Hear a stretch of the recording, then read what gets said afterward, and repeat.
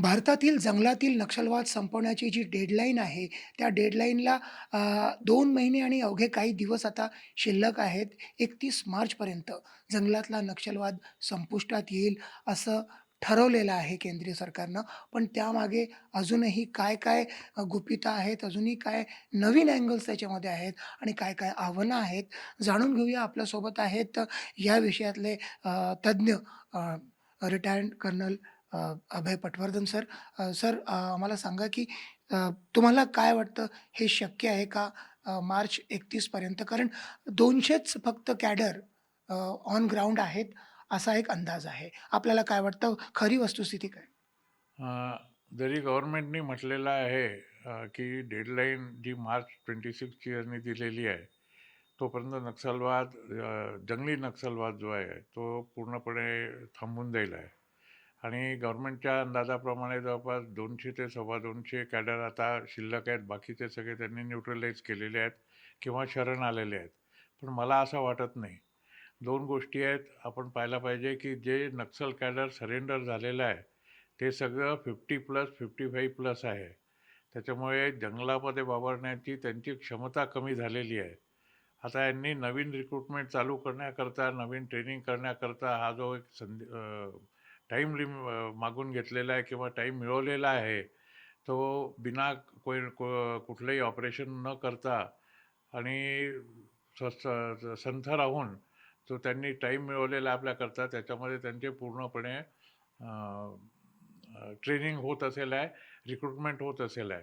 दुसरी गोष्ट आपण ही लक्षात घेतली पाहिजे की सध्या आपले आणि बांगलादेशचे संबंध बिघडलेले आहेत.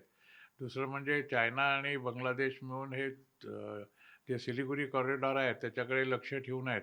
तर कदाचित ज्या वेळेला सिलिगुरी कॉरिडॉरमध्ये ॲक्शन होईल त्यावेळेला जे बांगलादेशमधनं आर्म्स इम्पोर्ट होतात आहेत नक्षल्यांकरता, त्या याच्याद्वारे, त्या आर्म्सच्याद्वारे नक्षली मोठा उठाव करतील असा माझा अंदाज आहे. आतासुद्धा काही ज्या बातम्या आलेल्या आहेत त्याच्यामध्ये त्यांच्याकडे अँटी टँक रॉक जे मिसाईल आहे ते आलेलं आहे आणि शोल्डर फायर्ड अँटी एअर मिसाईलसुद्धा आलेलं आहे.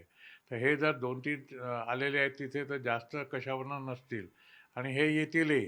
कारण चीनसुद्धा सध्या आपल्या अगेन्स्ट गेलेला आहे, बांगलादेशही आपल्या अगेन्स्ट गेलेला आहे, पाकिस्तानही आपल्या अगेन्स्ट गेलेला आहे.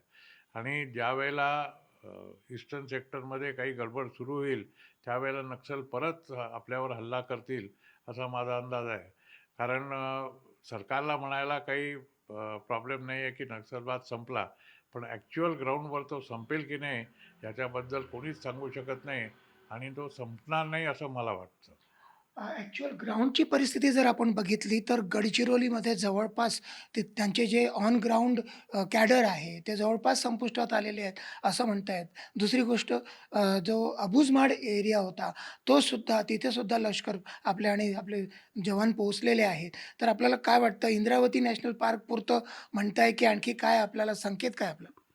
नाही, आता असं झालेलं आहे की जरी अबुझमाडमध्ये पोचलेले आहेत तरी हे कोर अबुझमाडच्या कोरमध्ये गेलेले नाही आहेत.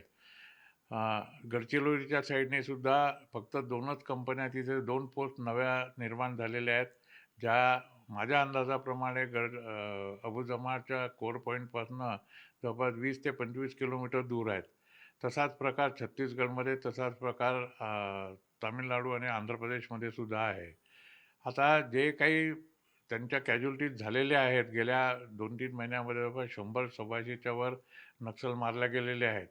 त्याच्यापैकी ॲक्च्युअल नक्षल किती होते किती नव्हते हे जेव्हा सरेंडर झालेल्या नक्षलवाद्यांच्या उलट तपासणी होईल का, त्यांच्याकडनं जे डिब्रीफिंग होईल त्याच्यावरनं आपल्याला नक्की कळेल की कोण आहे. अर्थात त्यांचे मोठे मोठे नेते मारले गेलेले आहेत, त्यामुळे मोठी ॲक्शन सध्या होऊ शकणार नाही. पण जसं मी सांगितलं की त्यांनी हा एक आपल्याकरता बफर टाईम घेतलेला आहे आणि हा याच्यामध्ये ते आर्म्स अम्युनिशन इम्पोर्ट करतात आहे बांगलादेशमधून, चायनाने दिलेले, आणि त्यांचं कॅडर जे आहे ते रिक्रूट करतात आहेत.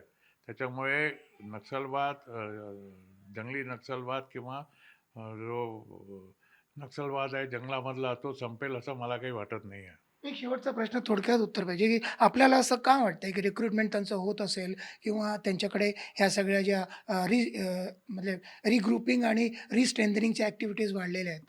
कारण असं आहे की सध्या देशामध्ये महागाई वाढलेली आहे. छत्तीसगडचा, गडचिरोलीचा किंवा झारखंडचा जो इलाका आहे त्याच्यामध्ये डेव्हलपमेंट काहीच झालेली नाही आहे. तिथल्या ज्या मायनिंग आहेत, त्या मायनिंग तशाच चालू आहेत. गडचिरोलीमध्ये तेंदूपत्त्याचं कलेक्शन तसंच चालू आहे. त्याच्यामुळे जितकं काही त्यांना खंडणी मिळते आहे किंवा मिळत होती, ती अजून काही बंद झालेली आहे असं मला वाटत नाही. पैसा जर येत असेल तर त्यांना आर्म्स घ्यायला काहीच प्रॉब्लेम नाही आहेत. आणि हे जे आहे ते चक्र चालूच राहणार आहे. हे संपणार नाही.